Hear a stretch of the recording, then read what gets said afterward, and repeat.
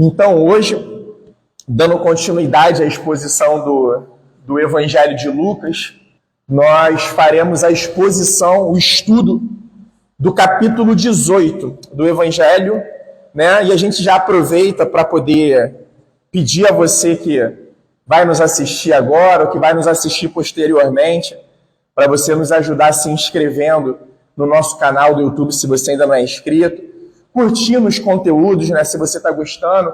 O intuito disso tudo é que esses estudos, né, eles possam ser oportunizados a outras pessoas que tenham interesse. E seguindo aqui, a gente vai ver que o capítulo 18, ele começa com mais uma parábola de Jesus, né? Uma parábola do juiz iníquo. E o que é uma parábola? Uma parábola é uma ilustração. É uma história, né, que o Senhor Jesus desenvolve para poder, através de alguma coisa do cotidiano, ele ensinar uma verdade, uma realidade espiritual que está contida ali por detrás desses ensinamentos. E uma coisa muito importante, um exemplo, é o que a gente está fazendo a exposição do Evangelho de Lucas, como já fizemos do de João, capítulo por capítulo, versículo por versículo, que a gente vai vendo que, de certa maneira, essas histórias elas estão todas conectadas. O 18, ele não é separado do 17, como não é separado dos outros capítulos para trás e para frente. E uma coisa que eu estava meditando lá hoje em casa, enquanto eu estudava, é justamente isso. Um exemplo, se a gente pegar um filme, vamos pegar lá o filme do Titanic. Se a gente assistir só os primeiros 30 minutos do filme, a gente vai conseguir saber o que o filme quer contar, na verdade? Qual é a história do filme? Não vamos conseguir. De repente, o que a gente vai ver ali em 30 minutos é o povo embarcando lá no navio, né? E a gente vai achar que a história se resume a isso, ao povo embarcando no navio. Mas a gente vê que a história não é essa, né? O drama, a história vai se desenvolvendo, baseado no fato real, que um navio que naufragou após bater num iceberg, né? Aí dentro dessa história, tem uma história de amor, né? Uma história romântica, enfim. Mostra o drama das pessoas que morreram afogadas, ou que morreram por hipotermia, por estar no mar, né, com uma temperatura muito baixa. Enfim, então para você compreender o filme, você teve que ir até o final. Vamos pegar uma partida de futebol. Se a gente assistir só os 20 minutos do primeiro tempo, a gente vai conseguir saber? Não, a gente só vai ter, vamos supor, algum time largou na frente, fez 2-0. Isso definiu o final? Não, pode ser que termine 2-0, mas pode ser que outro time vire, que esse time faça mais gols, ou que chegue a um empate, né? É a mesma coisa com a Bíblia.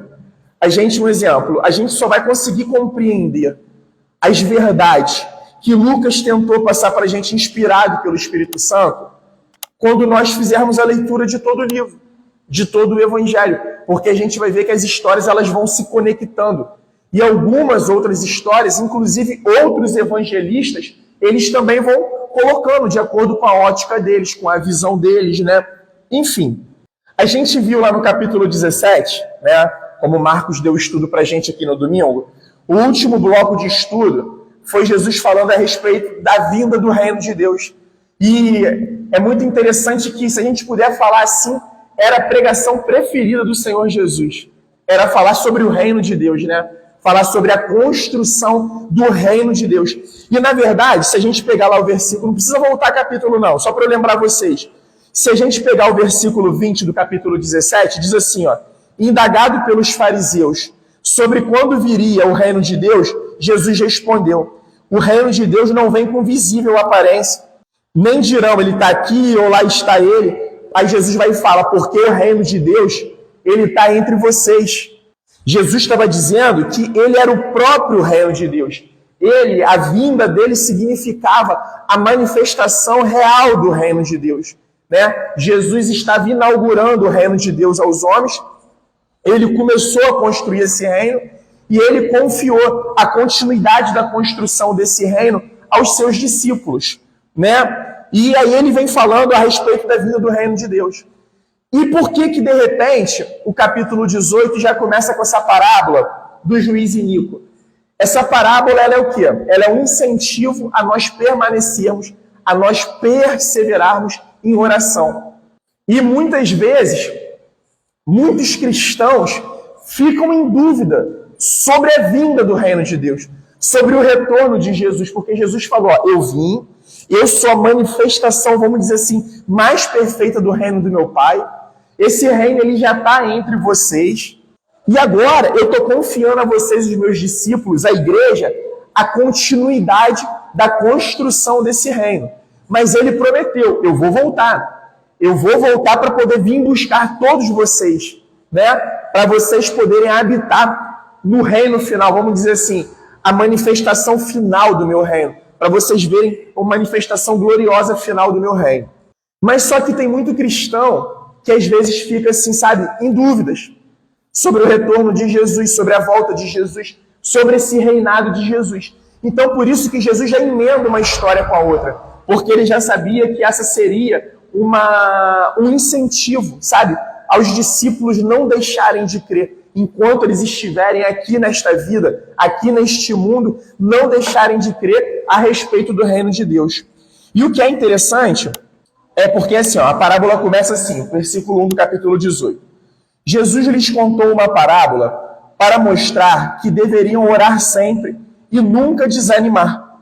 Aí ele diz, em certa cidade havia um juiz que não temia Deus e nem respeitava ninguém. E aí, parece que Jesus está querendo comparar talvez Deus, como muitos historiadores ou teólogos quiseram colocar, estão querendo comparar Deus a um juiz iníquo. Mas essa não é a finalidade da parábola. Na verdade, a finalidade da parábola é Jesus dizendo assim, ó, quanto mais se um homem ímpio às vezes faz o bem, mesmo que por motivos maus, quanto mais Deus fará o bem. Ele está querendo ilustrar o seguinte, olha só, tem um juiz que é iníquo, e por motivos maus, ele resolveu fazer uma boa atitude, tomar uma boa atitude. Agora imagina Deus, que não é mau, o quanto de bem que ele fará aos seus. E aí voltando ao versículo 2. Em certa cidade, havia um juiz que não temia Deus e nem respeitava ninguém. Havia também naquela mesma cidade uma viúva que sempre o procurava dizendo, julgue a minha causa contra o meu adversário. E aqui, o que é interessante, se esse juiz não temia a Deus, quanto mais ele temeria os homens. E quem é uma viúva nessa sociedade? É alguém que está completamente desprotegido. É alguém que não tem o seu marido, e é alguém que, aos olhos daquela sociedade naquela época, a mulher ela era rejeitada, né? Ela era colocada à margem. Então, olha o embaraço que essa mulher se encontrava. Ela está diante de um juiz que é iníquo, que não teme a Deus, e ela é viúva. E aí vamos trazer de um pano de fundo para os nossos dias. Irmãos, quantas injustiças que a gente tem visto aí? Quantas? Injustiças com o próximo, injustiças às vezes com a gente. E muitas vezes a gente se pergunta, e muitas vezes a gente como cristãos na caminhada, a gente fica assim, caramba, onde que está Deus nisso tudo? Até quando que a injustiça, sabe? Ela vai continuar sendo vitoriosa, entre aspas, tá? Até quando? Até quando? Até quando que a gente vai ficar vendo tanta coisa má? Até quando a gente vai ver os injustos prosperando em diversos sentidos, sabe? E parece que as coisas só vão piorando.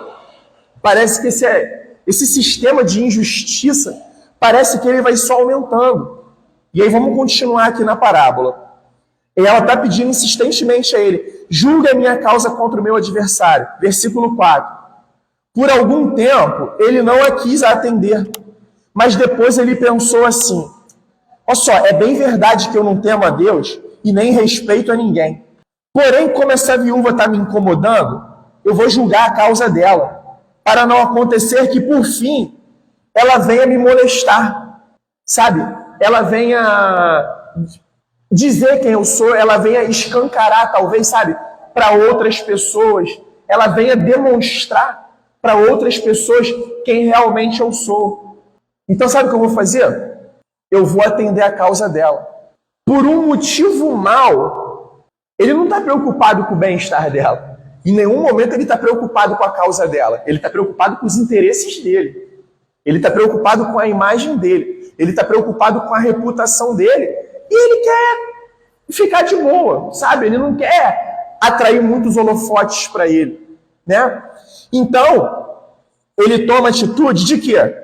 De julgar a causa dela, né? E aí no versículo 6 diz assim: então o Senhor disse: ouçam bem o que diz este juiz iníquo. Ele tomou a atitude de julgar a causa dela. Será que Deus não fará justiça aos seus escolhidos, que a ele clamam dia e noite, embora pareça demorado em defendê-los? Sabe o que o Senhor está trazendo aqui para a gente de entendimento? Nós temos um limite.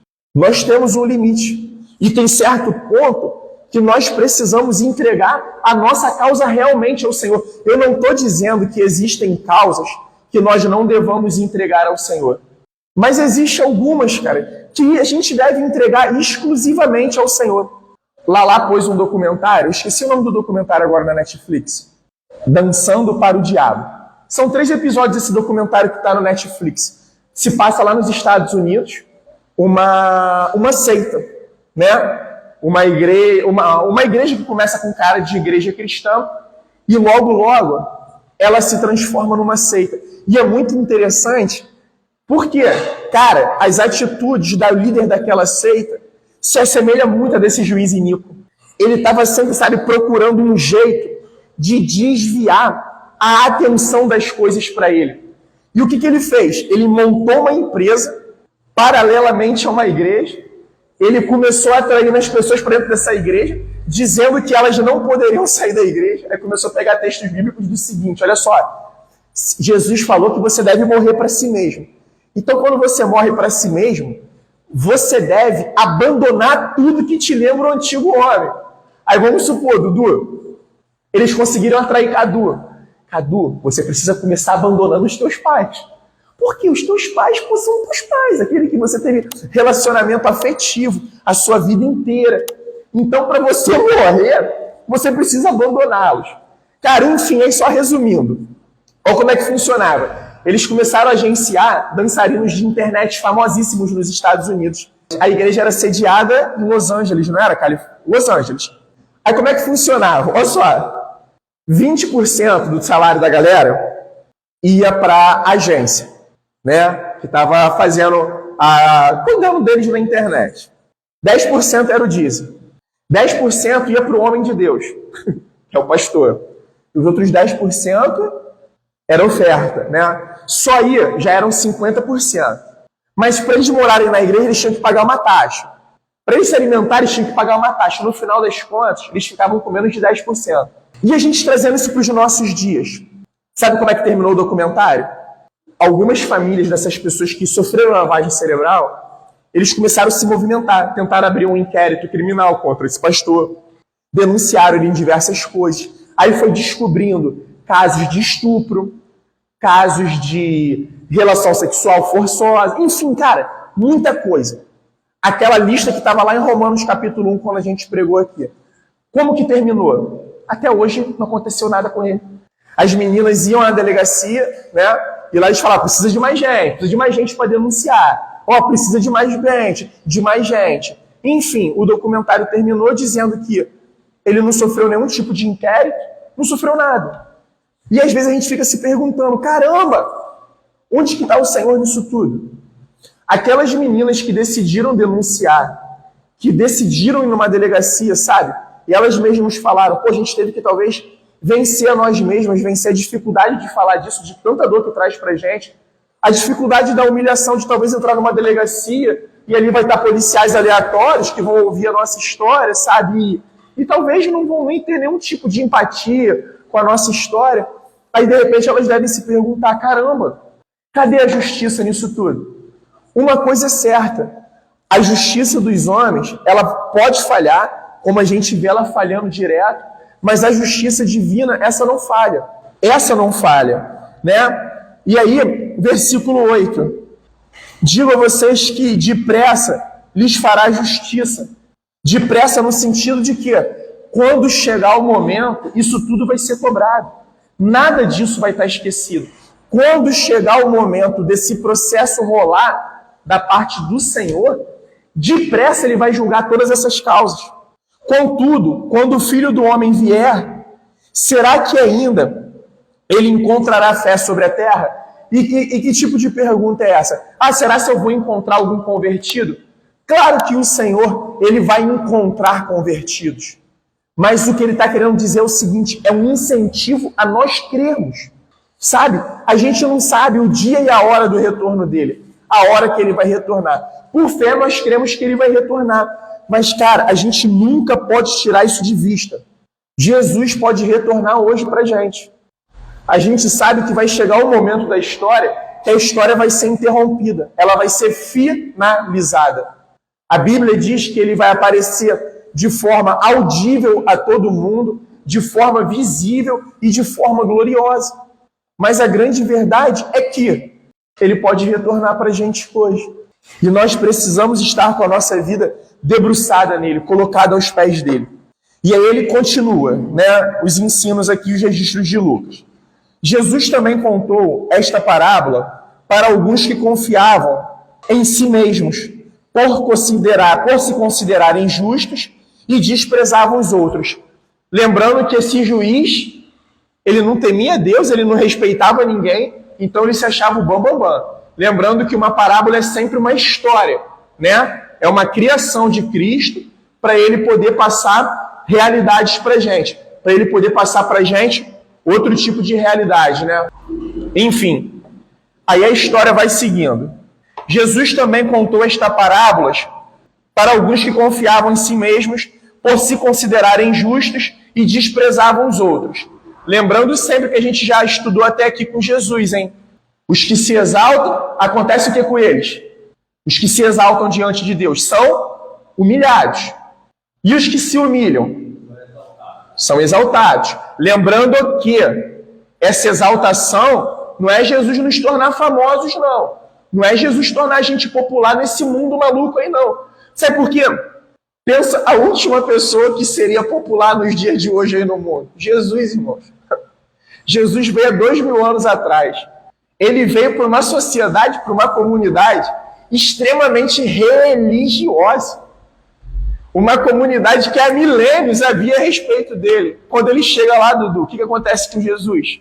Massacrado pelos religiosos, perdeu a popularidade. Não é à toa que no momento final, Pilatos, né, um oficial romano, pergunta para o povo. Ele não pergunta só para as autoridades dos judeus, ele pergunta para o povo. E aí, o que a gente faz? Solta Barrabás e mata Jesus. E a Bíblia diz que foi aos gritos, a plenos pulmões. Solta Barrabás e mata Jesus. Jesus hoje, irmão, ele seria mais impopular ainda. Hoje, na nossa linguagem aí, ele seria cancelado todos os dias. Todos os dias. E aí o versículo 10. 2 homens foram ao templo para orar. Um era fariseu e o outro era publicano. Se lembrando, né? Fariseu era um dos principais religiosos daquela época. Quem era o publicano? Odiado pelo povo judeu. O publicano, ele era um judeu que se tornou um funcionário do Império Romano. Vamos supor que a gente fosse um ponto de coleta, né? Aqui uma estrada para quem está chegando de Campos, um exemplo, né? E aqui é um ponto de coleta. Nós somos publicanos. Quem seríamos nós? Judeus, contratados pelo Império Romano e protegidos pelo Império Romano. Aí os judeus estão passando aqui, caminhando, indo lá para o centro. Eles tinham que parar aqui para a gente colher os impostos dele. Aí vamos supor que os romanos chegassem para a gente e falassem o seguinte: olha só, o ponto de vocês vão colher 20% de impostos. Aí o judeu passava aqui, a gente combinava entre si, vamos pegar 40%. Aí o oficial romano ficava sabendo: opa, calma aí, eu pedi 20%. Vocês vão cobrar 40%? Não tem problema, cobra 40%. Mas eu quero 10%. 20% a gente vai mandar lá para Roma. 10% vai dividir para os oficiais romanos e 10% vocês dividem entre vocês. Então o judeu, ele tinha ódio mortal do judeu publicano, porque ele considerava um duplo traidor. Além dos caras estarem servindo ao Império Romano, os caras apertavam os judeus além do que o Império Romano pedia. Mas olha que situação interessante. E o fariseu, o religioso, aquele que era respeitado, andava com aquelas vestes bonitas, né? Estava sempre em público, as pessoas sempre admirando eles em público. 11. Olha que loucura, irmãos. O fariseu ficou em pé, porque era uma posição comum naquela época do judeu quando ele ia orar. O fariseu ficou em pé, e olha o que Lucas registra. Ele orava de si para si mesmo, desta forma. Repare uma coisa nessa oração. Deus só aparece no início. Só uma formalidade, só para poder abrir a oração. E antes da gente continuar o texto bíblico aqui, Jesus não está trazendo um ensinamento aleatório. Olha uma oração que é registrada daquela época de um fariseu orando, que está no Talmud. O Talmud é um documento judaico, né, que ali rola toda a tradição dos judeus quanto à interpretação da lei. Vou ler para vocês aqui rapidinho. Graças te dou, ó Senhor meu Deus, que tu lançastes a minha sorte entre os que se assentam na Bet Hamidrash, que é a casa de erudição, a casa de estudos, né? E que tu não lançaste minha sorte com os que assentam nas esquinas das ruas. Pois eu me levanto cedo e eles se levantam cedo. Mas eu me levanto cedo para as palavras da Torá, e eles se levantam cedo para a conversa fiada. Eu labuto e eles labutam, né? Eu trabalho e eles trabalham. Mas eu trabalho e recebo recompensa. Eles trabalham e não recebem recompensa. Deixa eu só parar aqui rapidinho. Vocês estão achando que teologia da prosperidade é invenção do neopentecostalismo? Não. O judeu, ele já tinha uma visão de prosperidade. O judeu condicionava os bens, tudo que eu tenho, a bênção. Quanto mais eu tenho, mais abençoado por Deus eu sou. Quanto mais eu acumulo, mais eu tenho achado o favor de Deus. Por isso que ele fala isso, e não recebem recompensa. Eu corro e eles correm, mas eu corro para a vida do mundo futuro, e eles correm para o poço da destruição. É uma oração de autoexaltação. Aí agora vamos seguir aqui no texto bíblico. Ó Deus, graças eu te dou, porque eu não sou como os demais homens, roubadores, injustos e adúlteros, e nem ainda como este publicano. Jejuo 2 vezes por semana e dou o dízimo de tudo que ganho. Sabe o que ele está fazendo aqui? Ele está se exaltando, inclusive com relação à lei. Porque a lei de Deus, ela só pedia jejum um dia do ano, que era o dia da expiação. E o dízimo não era para ser dado de tudo que era colhido. Eram algumas colheitas específicas, mas eles gostavam de dar o dízimo até da hortelãzinha, sabe? Aquela ervinha, vamos dizer assim, que nasceu ali no quintal dele, no fundo do quintal dele, que ele tinha para poder temperar a comida. Ele gostava de ir lá e depositar isso. Mas você vê que a oração dele é para ele mesmo. Ele se exalta nessa oração. Eu acho que ele quase fala assim, Deus, que bom, né? Que você tem um filho que nem eu. E aí o texto vai seguindo. O publicano estando em pé, longe, nem mesmo levantar os olhos para o céu. Porque era uma posição, uma coisa normal você. Quantas vezes a gente faz isso? Fica imaginando o Dudu, que tem a rotina dele de manhã, de dar pedalada, de ir lá no pontal. Olha que coisa maravilhosa, orar ao Senhor olhando aquilo tudo.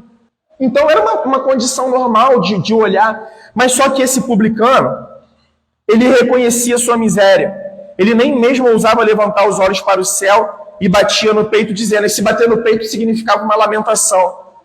Ó Deus, tem pena de mim, que sou pecador. O fariseu, ele olhava para Deus e ele reconhecia toda a sua miséria, sabe? Era como assim, Senhor, eu sou miserável. Tenha misericórdia de mim. E quando ele diz aqui, ó, tem pena de mim que sou pecador, esse tem pena também pode significar remova a sua ira de mim. Afasta a sua ira de mim, Senhor.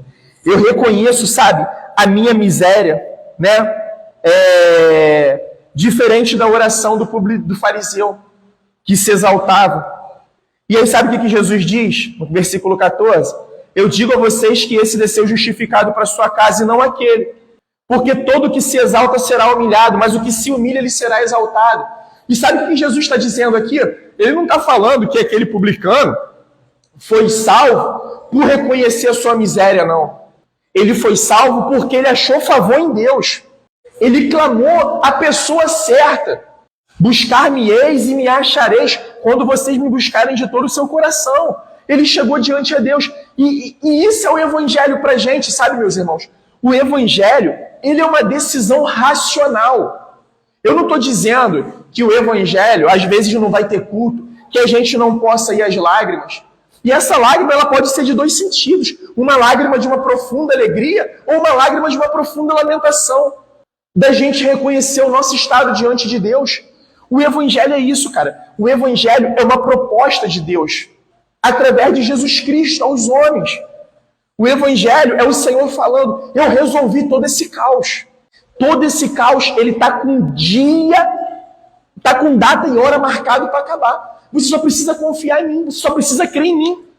Você só precisa desejar esse evangelho, sabe, de uma forma completamente desesperada. É o publicano. O publicano chegou diante de Deus e não deixou de reconhecer sua falência. E por que o fariseu não se justificou? Porque ele está achando que ele vai ser justificado por ele mesmo, pelo que ele faz. É claro que aqueles que passam a seguir Jesus verdadeiramente, eles passam a mudar suas atitudes. Eles querem se assemelhar a Jesus. Eles querem ser igual, semelhantes a que Jesus foi, a que Jesus continua sendo. Mas quem nos salva é o Senhor. Essa oferta de mão estendida, essa oferta graciosa. E o que é interessante, cara, eu acho isso maravilhoso pela perspectiva de Lucas. A gente aqui agora vai entrar em poucos versículos que fala sobre criança. Era outra classe que era rejeitada naquela época. Todo mundo, sabe, que estava à margem da sociedade, era completamente rejeitado. Jesus veio estender a mão para esses. Mulheres eram rejeitadas. Jesus veio estender a mão para as mulheres. Crianças eram rejeitadas. Não é à toa que nenhum mestre naquela época aceitava criança perto deles. Os grandes rabinos não aceitavam criança perto deles. Pelo contrário, criança atrapalhava. Lembra de uma vez que eu falei para vocês? Isso não é brincadeira, não. Era orientação de rabinos. Não converse com suas esposas, que é perca de tempo. Não converse com mulher, que é perca de tempo.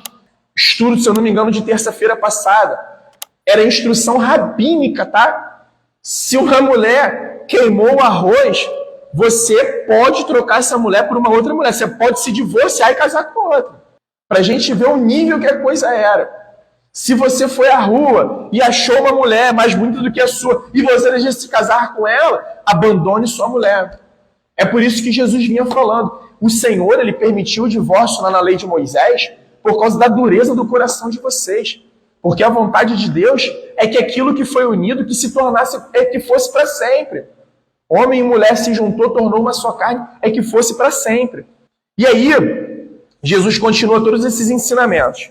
Aí o 15. Traziam também as crianças a Jesus para que eles as abençoasse. E como que eles abençoavam? Com imposição de mão, orando por elas, né? Mas os discípulos, ao verem isso, os repreendiam. Os próprios discípulos de Jesus, ao ver as crianças vindo, eles repreendiam essas crianças. Jesus, porém, chamando as crianças para junto de si, disse: deixe que os pequeninos venham a mim e não os impeçam, porque dos tais é o reino de Deus. É por isso que, de verdade mesmo, irmãos, a gente se agrada em ver nossas crianças aqui no nosso meio, porque isso agradava o Senhor. E outra coisa, o Espírito Santo, que é Deus, amém? Amém, igreja? Amém. O Espírito Santo, ele não está preso à forma do homem de agir. Às vezes a gente não compreende, mas a gente nem tem noção de como que o Espírito Santo está agindo na vida das nossas crianças nesse momento, tá? O que às vezes a gente acha que eles não estão ouvindo, que está sendo descartado, desprezado, a gente não sabe de que forma que o Espírito Santo está comunicando e está orientando isso na vida deles. A gente não sabe qual é a proposta que Deus tem para a vida das crianças, como que o Senhor fala com elas. E sabe o que é interessante? Ele falando no 17, em verdade lhes digo, quem não recebeu o reino de Deus com uma criança, de maneira nenhuma entrará nele. Vocês estão percebendo que da forma que a gente tem estudado a Bíblia, está sempre parecendo que o discurso de Jesus é duro? Sabe por quê? A gente pega isso daqui, ó. Olha como ele diz, de maneira nenhuma entrará nele. Às vezes, o discurso de Jesus fica suavizado pelos homens. É como se Jesus estivesse precisando de um profissional de marketing. Jesus, olha só, o Senhor está no século 21. O senhor precisa de alguém para poder cuidar da sua imagem. O senhor está ensinando essas coisas, as pessoas não vão querer o senhor. Deixa eu dar uma adaptada no teu discurso, por favor, Jesus. Deixa eu mudar aqui um pouquinho, sabe? Deixa eu suavizar. Sabe o que Jesus está falando? É a motivação. Um exemplo, uma ilustração que uma vez eu estudando, eu acredito que o Senhor colocou no meu coração. Um exemplo, Léo e Levi, talvez algum de vocês já até ouviram. Se eu botar os dois aqui em cima desse telhado, e eu for ali para fora e pedir, pula aqui no meu colo, pula aqui pro meu braço, eu tenho certeza que o Léozinho não vai pular mais. Mas não vai pular mesmo. Por quê? Ele vai estar todo apoiado nos cálculos dele, no entendimento dele. Ele vai falar, não, se eu pular, meu pai não vai me agarrar. Levi, eu já tenho minhas dúvidas. Mas eu acredito que talvez Caduzinho com o Dudu ainda pulasse. É nesse sentido que Jesus está falando. Aquele que sabe não se aceitar o reino de Deus com total dependência, não se lançar por completo nesse reino, como uma criança se lança no colo do seu pai, porque a criança, ela é assim, esse relacionamento de confiança, esse relacionamento de dependência, sabe? Esse relacionamento de colocar o pai como essa exclusividade, no sentido dele confiar. É dessa forma que Jesus está falando, que quem não receber esse reino, e quem não recebeu os ensinamentos, aí Jesus fala, aí às vezes a gente pensa que recebeu o reino assim, eu recebo o reino, eu recebo o reino, eu recebo o reino. Só faltou 1 a 1 no final. Não é disso que Jesus está falando, não é isso que Jesus está explicando. Não é uma mentalização positiva e eu recebi o reino por osmose. Não. Sabe quem recebe o reino? É quem recebe o próprio Cristo todos os dias. E quem recebe o próprio Cristo é aquele que reconhece não apenas como Salvador, mas como Senhor. É aquele que obedece, é aquele que segue as ordens dele. E é aquele que começa a ter prazer em segui-lo. Uma vez eu vi um pastor falando o seguinte, e eu particularmente, eu abraço isso para mim, que ele falou o seguinte, ele falando, por fé, por graça, eu confio plenamente em Deus, no reino dele, eu confio plenamente numa eternidade, eu confio plenamente numa ressurreição, na vida após a morte em Cristo, em vida com Cristo. Mas ele falou, meus irmãos, posso falar uma coisa para vocês? Ainda que eu morresse e chegasse lá no final, tudo acabasse, para mim já valeu a pena. Só em poder seguir os ensinamentos de Jesus nessa vida, para mim já foi as coisas mais valiosas. Porque realmente ele me libertou, ele me tirou de diversos cativeiros desse mundo com os ensinamentos dele. E aí, olha que interessante, olha o próximo ensinamento, sobre o jovem rico. Certo homem de destaque perguntou a Jesus, o que isso quer dizer? Um homem que tinha finanças, um homem que tinha reputação. Aquela sociedade hipócrita não mudou nada com a sociedade hipócrita de hoje. Chega as pessoas, né, mais bem vestidas, ou que tem uma condição social financeira melhor, a sociedade quer dar os melhores lugares, os primeiros lugares para elas, né? E a gente viu Jesus também falando com a gente na semana passada, não procurem os primeiros lugares, procurem os últimos lugares. Porque quando o dono do casamento chegar, talvez ele vai falar, levanta você do primeiro lugar, que esse lugar não é posto para você. Vai para o último lugar, e você que está no último lugar, vem aqui para frente, porque eu preparei esse lugar para vocês. Tudo se conectando como nós falamos. Bom mestre, o que eu farei para herdar a vida eterna? O cara está todo errado aqui na conversa dele e abordagem com Jesus. Sabe por quê? Esse bom, inclusive para o judeu, se tem um judeu ali perto, já dá um esporro nesse jovem, que está aqui, né, como jovem rico. Porque esse é um título para se referir somente a Deus. Aí, tem muita gente que fala, mas calma aí, Jesus está recusando um título de Deus para ele, ele não é Deus. Mas Jesus está esclarecendo. Jesus está formando um entendimento na mente dele. E ele chega para Jesus, bom mestre, o que eu farei para herdar a vida eterna? A preocupação dele é a vida eterna. E Jesus responde, por que você me chama de bom? Ninguém é bom, a não ser um que é Deus. Jesus não está dizendo com isso, eu não sou bom, eu sou um pecador. Não é isso. Jesus está ilustrando, está ensinando ele a respeito do Pai. Aí Jesus continua falando para ele, você conhece os mandamentos. Não cometa adultério. Repare que esses mandamentos aqui que Jesus lembrou, é sempre do próximo contra o próximo. Não cometa adultério, não mate, não furte, não dê falso testemunho, honre o teu pai e sua mãe. Lei. Então o homem disse, tudo isso eu tenho observado desde a minha juventude. Está compreendendo? A mesma atitude de se justificar por obras, de se justificar pelo que eu faço diante de Deus? Aí o 22, ouvindo isso, Jesus lhe disse, uma coisa ainda falta a você. Faz o seguinte, vende tudo que você tem, dê o dinheiro aos pobres e você terá um tesouro nos céus. E depois você vem e siga-me. Mas ouvindo ele estas palavras, ficou muito triste porque era riquíssimo. Vocês estão percebendo a quantidade de vezes que está vindo os ensinamentos sobre a riqueza?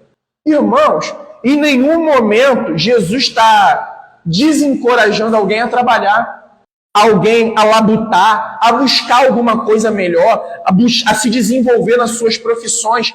Em nenhum momento Jesus está censurando as pessoas, sabe, se desenvolverem. A censura de Jesus é a respeito das prioridades.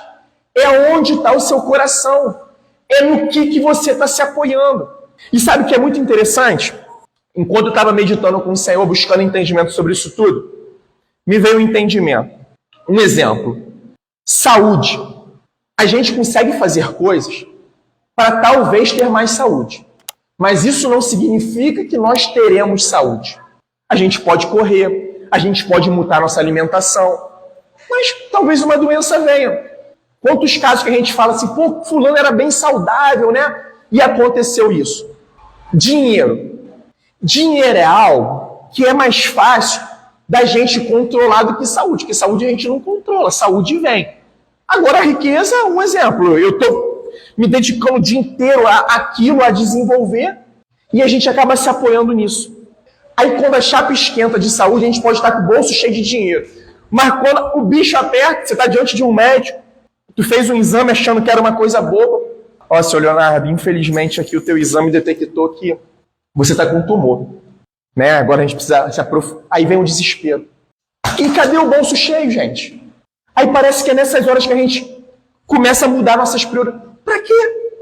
É que Jesus está falando, para que esperar chegar o momento da dificuldade?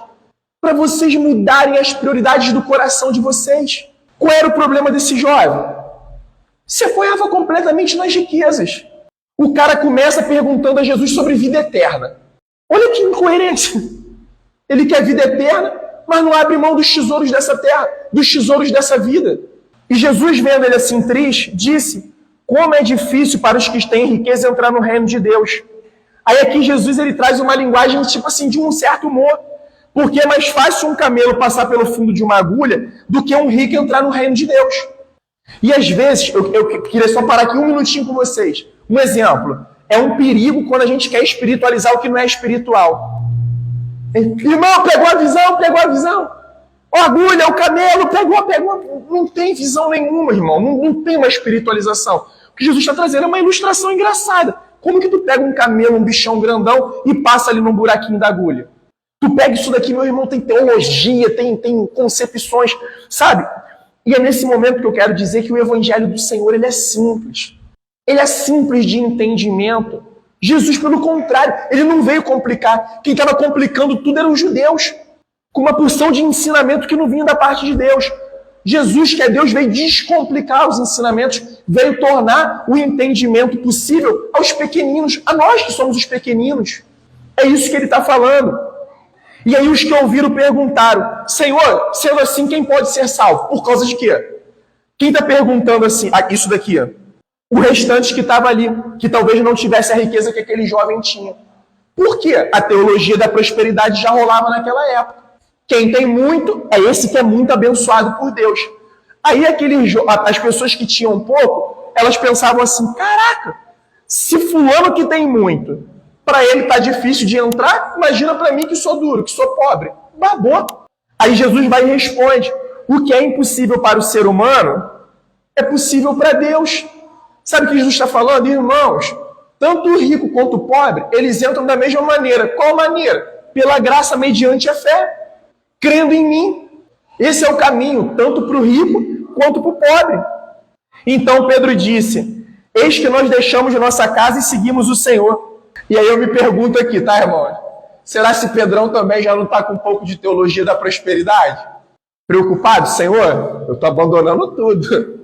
Eu estou investindo tanto em abandonar tudo para te seguir. Mas calma aí. O que vai vir de retorno aí para mim agora? Né? Vamos pegar uma frase aí dos nossos dias atuais? Quem quer rir tem que fazer rir. Não é o que o mundo diz aí? Vamos saber se essa não era a intenção de Pedro perguntando a Jesus. E Jesus responde: em verdade lhes digo que não há ninguém que tenha deixado casa, mulher, irmãos, pais ou filhos por causa do reino de Deus, que não receba no presente muitas vezes mais e no porvir receberá a vida eterna. E eu queria ler uma frase para vocês aqui, de J.C. Ryle, que ele diz o seguinte: às vezes, a sabedoria de Deus acha por bem permitir que um convertido sofra perda em coisas temporais na sua conversão. Sabe por quê? Isso daqui, aplicado de forma errada, faz um estrago. Em verdade, lhe digo que ninguém que tenha deixado casa, mulher, irmão, pai ou filho, por causa do meu reino, que não receba no presente muito mais. Aí qual é a visão? Ah, meu irmão, vou lucrar. Conta cheia. Quem chegou até aqui com esse entendimento ainda não compreendeu o que é ser um discípulo de Cristo. Sabe o que ele está falando que vai receber muito mais? Lembra a parábola do mordomo infiel ou do administrador infiel? Sabe o que ele está falando? Que ele está confiando a gente a administrar coisas eternas. Ele está falando, cada um de vocês que estão abrindo mão das coisas temporais para poder me seguir, eu estou entregando a vocês coisas eternas. E o que são coisas? Vidas. Eu estou confiando vidas para vocês cuidarem, para vocês discipularem, para vocês amarem, para vocês estenderem a mão. Eu estou derramando sobre vocês dons. De repente, eu estou derramando sobre vocês bens para vocês repartirem, para vocês auxiliarem a construção do meu reino. E o que ele diz? E no porvir você vai receber a vida eterna. Lembra como começou a pergunta do jovem rico? Bom mestre, o que eu farei para herdar a vida eterna? Você não vai fazer nada. Eu já te dei por graça. A vida eterna eu te dou mediante a fé por bondade, por misericórdia. Você não vai fazer nada. Você só precisa agora verdadeiramente me seguir. Você só precisa agora corrigir as suas prioridades. O que mais tem motivado os teus dias? O que mais tem mexido com a tua alegria? O que mais te causa alegria? Nós fizemos essa pergunta uma vez lá em casa, na garagem. O que está mais causando alegria nas nossas vidas? Será se é a salvação? Será a possibilidade dessa reconciliação com o Eterno todos os dias? De ter relacionamento com Deus? O que está mais trazendo preocupação? Será que são os nossos pecados que afrontam o Senhor? E aí, seguindo, a gente está caminhando para poder finalizar. Agora, tá vendo? Jesus afunila para os discípulos. Chamando os 12 para um lado, Jesus lhe disse: eis que subimos para Jerusalém, onde se cumprirá tudo que está escrito por meio dos profetas a respeito do Filho do Homem. O que ele está dizendo é o seguinte: tudo vai se cumprir. Todo o plano do meu Pai, toda a vontade do meu Pai vai se cumprir através da minha vida. E olha o que é interessante, Jesus está sempre fazendo citação às Escrituras. Tudo que está escrito por meio dos profetas a respeito do Filho do Homem. Ele será entregue aos gentios que vão zombar dele, insultá-lo e cuspir nele. Depois de açoitá-lo, eles o matarão. Mas olha que palavra de esperança. Mas ao terceiro dia ressuscitará. Foi a nossa pregação de domingo. Irmãos, a ressurreição de Jesus define toda a nossa fé nele e toda a nossa caminhada cristã. Porque quando a gente confia que Jesus ressurgiu, a gente não tem apenas um Salvador, a gente tem um Senhor que está vivo. Um Senhor que está controlando os nossos dias e nada está fugindo dos olhos de Cristo. E o que é o verdadeiro culto ao Senhor? Isso aqui que a gente está fazendo, a gente se reúne com o Senhor aqui. Essa é a nossa crença, a gente precisa guardar isso, tá? A gente não está aqui reunido com o pastor Léo. A gente está aqui reunido com o Senhor. Eu aqui estou sendo apenas um porta-voz da mensagem que vem dele, da palavra que vem dele. Então a gente precisa encarar esses momentos como um encontro com o próprio Deus. E a partir daqui, como que eu presto culto? É o quanto que eu confio nessa mensagem. É o quanto que eu obedeço, é o quanto que eu passo a amar essa mensagem, as palavras do meu Deus. E o 34. Eles, porém, não entenderam nada disso. Por quê? Porque era a vontade do Senhor. O significado dessas palavras lhes era encoberto. E eles não sabiam do que Jesus estava falando. De repente ele está pensando assim, será se é mais uma parábola que ele está contando? Será se é mais uma ilustração?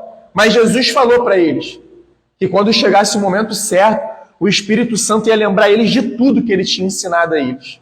De tudo que ele tinha ensinado a eles. E caminhando para o último bloco de ensinamento de Jesus aqui. Lembrando que Jesus está subindo para Jerusalém, né? Como a gente viu lá em cima, ele reuniu os 12. Aconteceu que quando Jesus se aproximava de Jericó, um cego estava sentado à beira do caminho pedindo esmolas.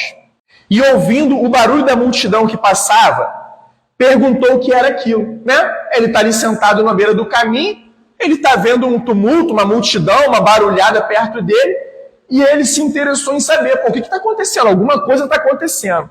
Anunciaram a esse cego que Jesus o Nazareno estava passando. Olha o que esse cego guardava no coração dele. Ele guardava a mensagem de Jesus como Filho de Deus, de Jesus como Messias. A gente vê isso da forma que ele vai se referir a Jesus. Tipo assim, ele sabia que ali era a oportunidade da vida dele mudar. Jesus estava passando por ali. E isso, irmãos, não é nada de movimento, não. Isso é uma mensagem interessante pra gente. Sabe por quê? Nós somos, ou nós éramos esse cego. Nós, além de sermos cegos, nós éramos aqueles que estávamos esmolando, pedindo esmolas. Isso por uma visão espiritual. E Jesus está passando todos os dias, cara. Jesus está sendo uma oportunidade para as pessoas todos os dias. E olha com que atitude que esse cego, sabe? Ele se debruça a Jesus. Como ele nutriu em Jesus todas as expectativas dele. Como ele lançou toda a fé nele em Jesus Cristo. Ele não lançou a fé dele em outra coisa. Ele lançou a fé dele em Cristo. E por quê? A partir do momento que nós recebemos ao Senhor como Senhor e Salvador, nós fomos curados da cegueira. A gente não está mais esmolando nada. Por quê? Nós somos filhos do Deus que é Senhor dos senhores, que é Rei dos reis, que é Senhor e sustentador de toda a criação. E a gente não pode esquecer, tá? Que todas as nossas necessidades estão sendo supridas em Cristo Jesus. Filipenses capítulo 4. Tudo que nós necessitamos está sendo suprido no Senhor. Às vezes o Senhor vai permitir que alguns de nós prospere financeiramente. Talvez o Senhor não vai permitir que alguns de nós prosperemos financeiramente. Mas diante dele, não vai mandar a nossa prosperidade. Deus não está preocupado com o nosso saldo bancário. Ele não está nem aí. A grande verdade é essa. O quanto que a gente está conseguindo juntar, o quanto que a gente está se desenvolvendo nas nossas profissões. Por mais que a gente vai prestar conta de centavo por centavo ao Senhor. A gente precisa sempre lembrar disso, tá? Tudo que Deus tem nos confiado. Mas aí é para eu sentir medo. Não, cara. Se até aqui eu administrei de forma errada, é chegar sinceramente diante de Deus. Senhor, o Senhor me perdoe. Porque até aqui eu tenho administrado, eu estou gastando tudo de forma errada. Lembra o filho pródigo? Que eu acho que foi Roger que deu estudo aqui no dia. O pródigo pegou toda a riqueza do seu senhor, do seu pai, foi para a pista, gastou tudo, mas voltou arrependido. Ele lembrou de quem era o pai dele. O que aconteceu? O pai dele botou ele num precipício, prendeu ele numa jaula, vai me pagar tudo. Ele encontrou o pai dele carrancudo. O texto falou que o pai, quando viu o filho, correu em direção a ele, abraçou, botou uma capa nele, botou um anel no dedo dele, botou uma sandália no pé dele e festejou, se alegrou. Isso é graça, isso é bondade. A gente só precisa carregar essa consciência de que tudo que o Senhor tem nos confiado nós vamos administrar. O Senhor confiou a tia Marlene e meu pai. Um exemplo, meu pai vai prestar contas da tia Marlene. O Senhor confiou, os filhos que confiou aos pais vão prestar conta, porque não são nossos, é do Senhor. É do Senhor.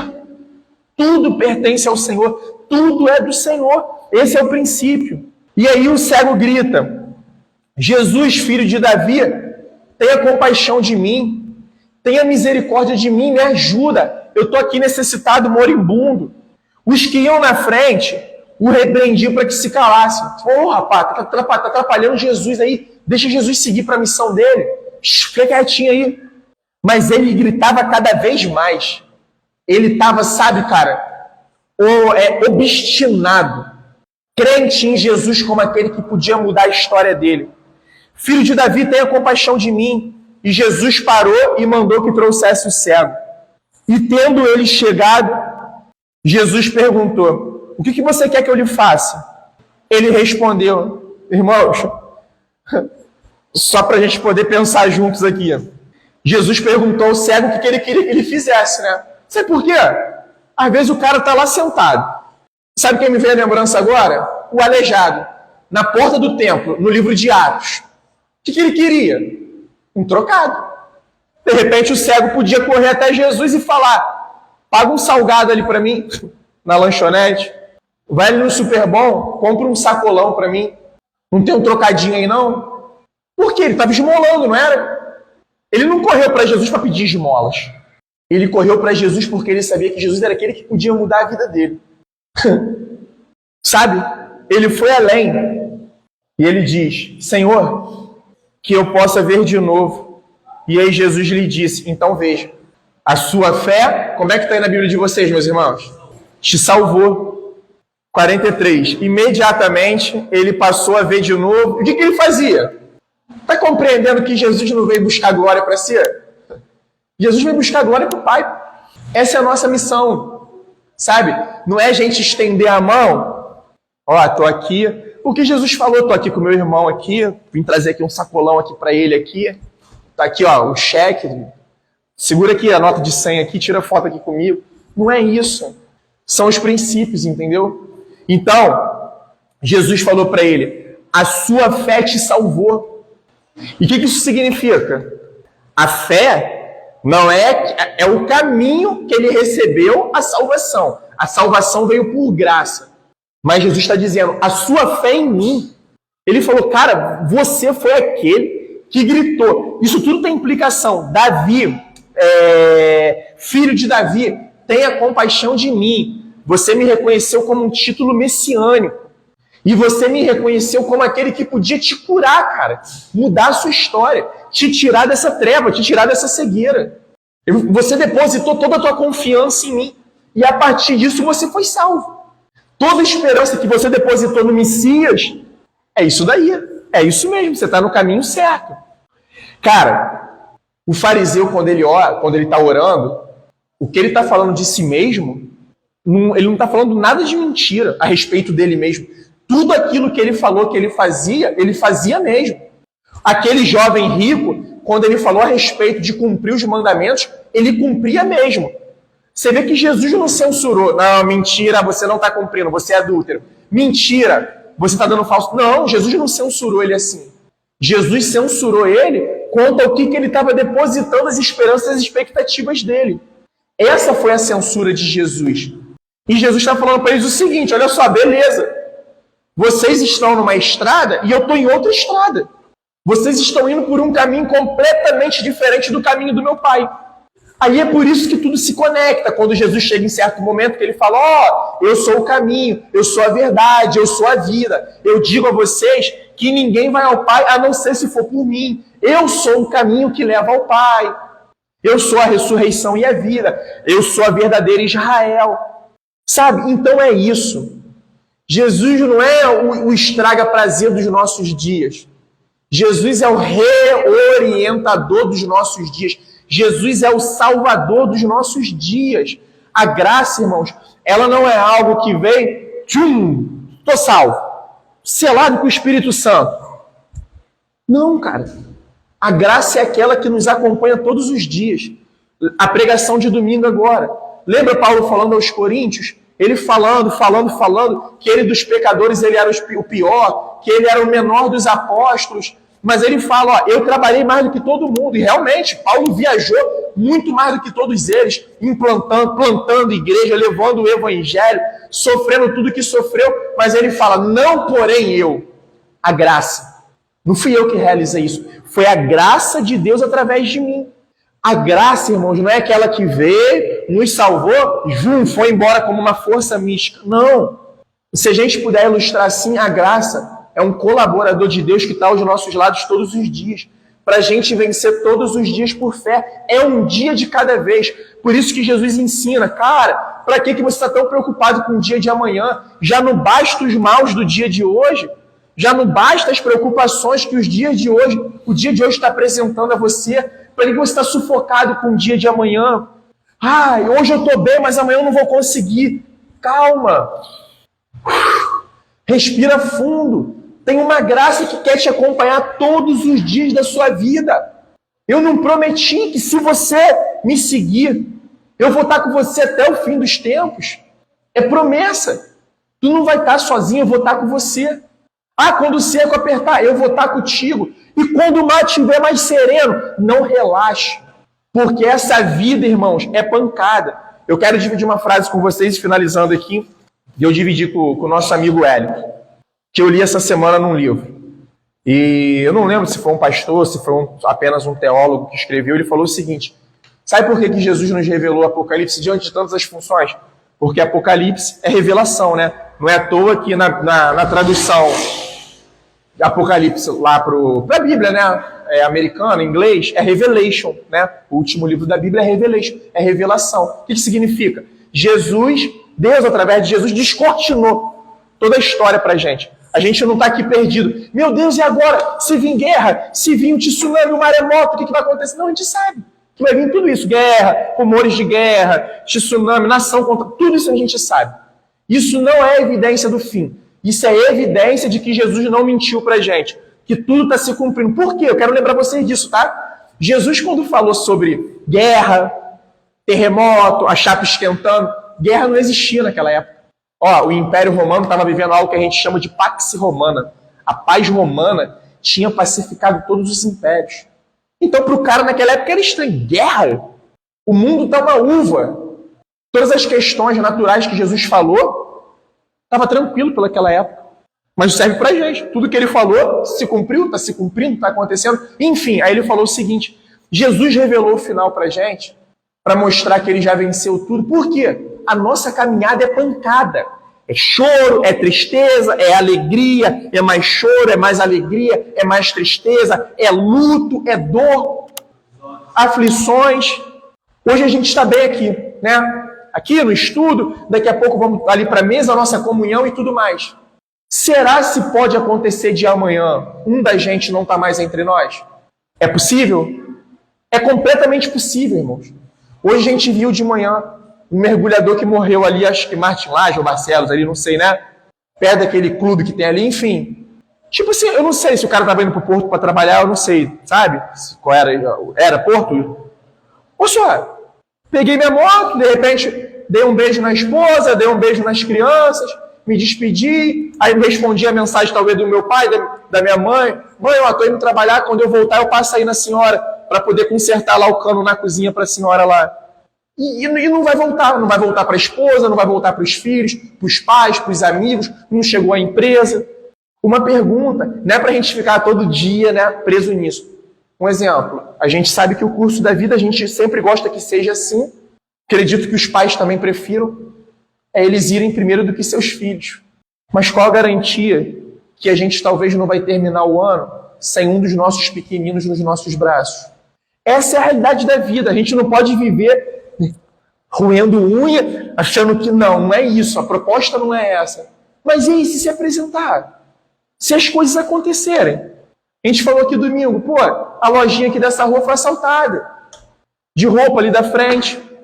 2 meninos numa moto. E aí? Tá acontecendo, as coisas estão chegando. Tá acontecendo, cara. Tá cada vez mais perto. É posicionamento.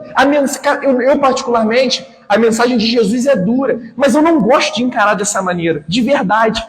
Eu gosto de ser confrontado e de encarar que tem um Jesus amoroso. Eu não olho o Jesus durão, eu olho o Jesus que é amoroso. Mas isso não significa que ele não se ira contra o pecado, que ele fecha os olhos para os erros. Jesus não precisa de um agente publicitário. Eu me formei, irmão.